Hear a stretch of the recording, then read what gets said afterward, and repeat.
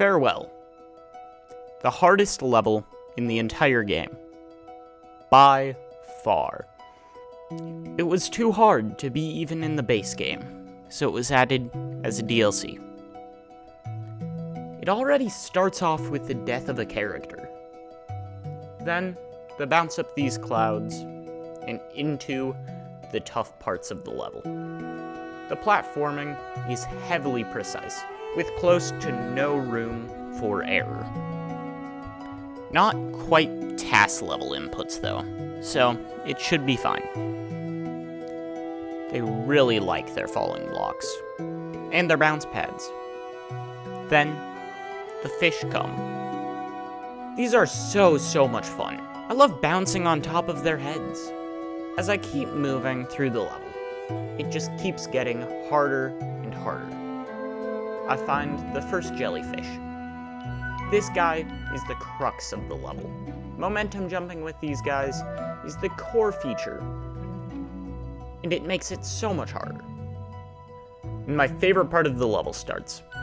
I love the fact that I need to run around slowly unlocking more of the level.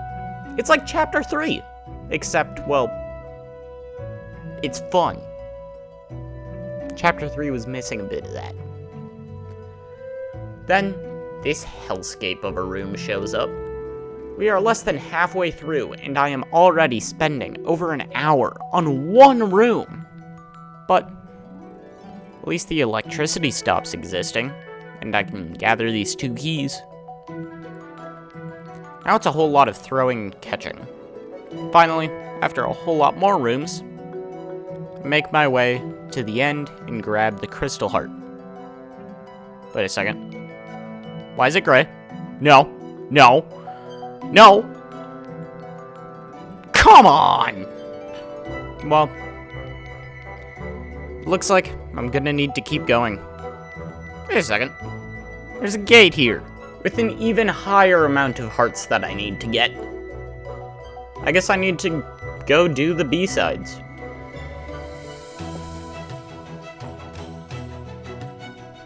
Finally done with that. Let's keep going. Wow, new tech. I definitely didn't already know about wave dashing from watching the one video that Sample made about Celeste.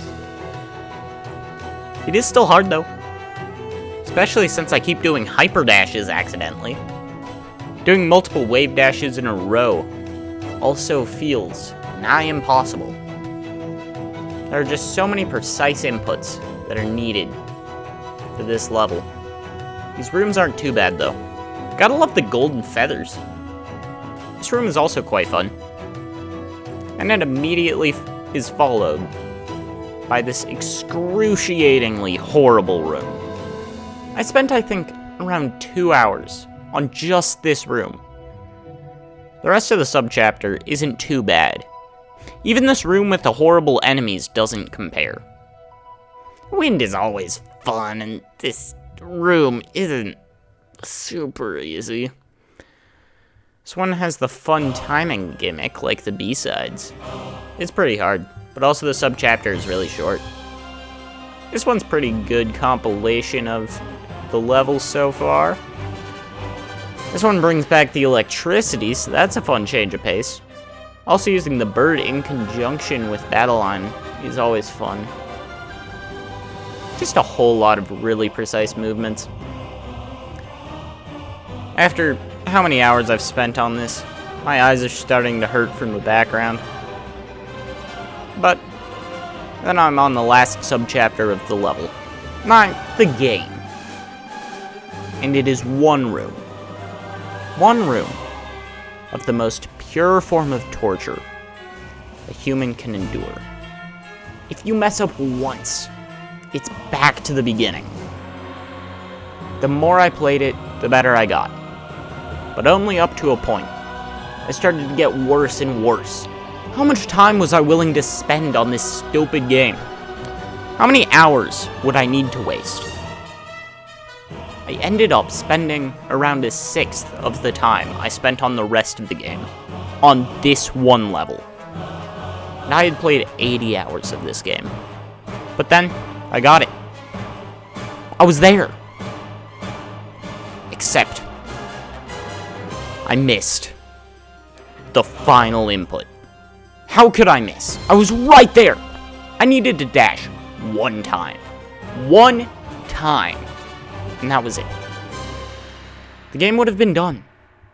But no, I couldn't just not miss the final dash. Definitely not. So I tried again. Another half an hour went by before I finally got this run. I won! Finally! But looking back at the achievements, there are still 3 more. First, I needed to get the Moonberry, which required beating this room yet again, then going up here, and going through this stupid gauntlet. It was actually pretty fun, not as hard as what I just did. Then, I needed to get a 1-up. Unfortunately, I forgot to record this. But here's me beating all of the seasides, I guess.